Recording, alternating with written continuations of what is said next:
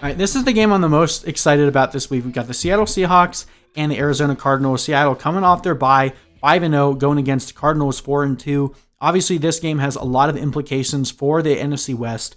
Cardinals still trying to remain competitive, sitting pretty close to the top there, trying to keep up with both the Seahawks and the Rams. It's a very tough division to win for one, but also stay competitive in the tougher conference of the NFC. So the Cardinals definitely need to come out and try to win this one.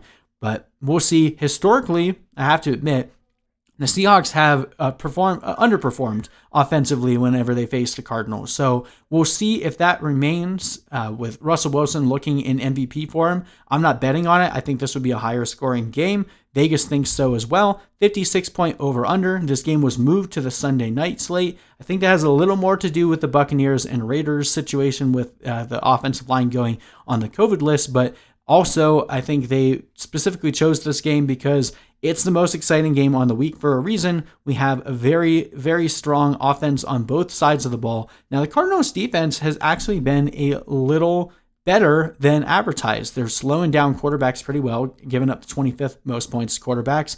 They've been a little bit easier to run against, but they've been good at slowing down the secondary options, at least in the wide receiver game, allowing only 27th most points to wide receivers, whereas the Seahawks have been an absolute salve for both quarterbacks and wide receivers, giving up the second most points to quarterbacks and the most points to wide receivers. This should be a really fun game to watch.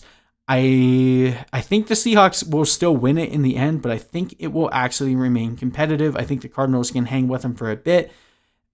I think in the end, it doesn't end up coming down to the wire like it did with the Vikings, but I'm excited about pretty much every option here that we should be starting anyway. Wilson, Carson, Metcalf, Lockett, lock them in every single week.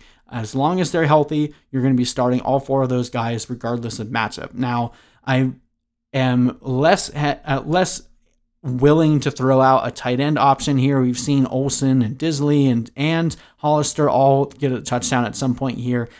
Russell Wilson likes to target his tight ends in the end zone, but who's it going to be this week? I'm not sure. I don't want to play that gamble. On the Cardinals side, Kyler Murray has been arguably the best quarterback in terms of consistency. We saw Josh Allen come out to a hot start and then he slowed down. Russell Wilson had two massive games and then, one or two games where it was still really, really good, but not the same. Kyler Murray is the only quarterback at this point and in 4-point passing touchdown scoring that has finished as a quarterback one every single week.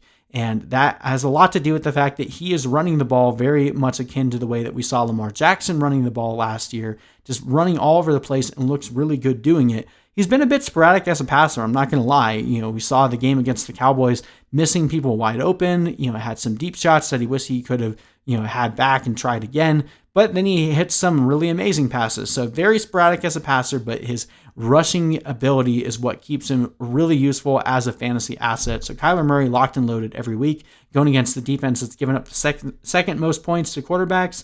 Giddy up. Kenyan Drake, I toyed with not starting him. But after his performance last week, which I think was more of a mirage than anything, the Cowboys defense pretty poor against running backs. The Seahawks have been pretty stout against running backs. So another reason why I was a little hesitant here. And if you have a better option, I'll still probably try to push you in that direction. But at this point, Drake is getting too much work, too many touches to not have in your starting lineup if you roster him. And at this point, if you haven't tried everything you could to trade him away, you might be disappointed by his output here, but he did bail you out with that nice 69-yard run on Monday night. So we'll see if he can get something done like that again. I don't think you can expect him to come anywhere near that ceiling, but he did perform well against the Seahawks last year. So let's give him another shot. If you have him on your team, you're probably having to start him. Now, Deandre Hopkins is a locked and loaded wide receiver one here. Christian Kirk only had 3 targets last week, so I'm a little nervous about that, but he looked really dominant on those touches. I think the Cardinals are going to have to put up a lot of points if they want to remain in the game here, and I think Christian Kirk could have a pretty nice day. Chase Edmonds, you could talk me into starting as well because he's been more involved in the passing game. Kenyan Drake has basically been a dud in the passing game here, and if this does turn into a route where the Seahawks get out to a quick lead, I could see Chase Edmonds having to be pretty involved. Not starting either defense in this one, and all the other options here, Larry Fitzgerald and Andy Isabella, just not getting near enough targets for me to really warrant them as a start.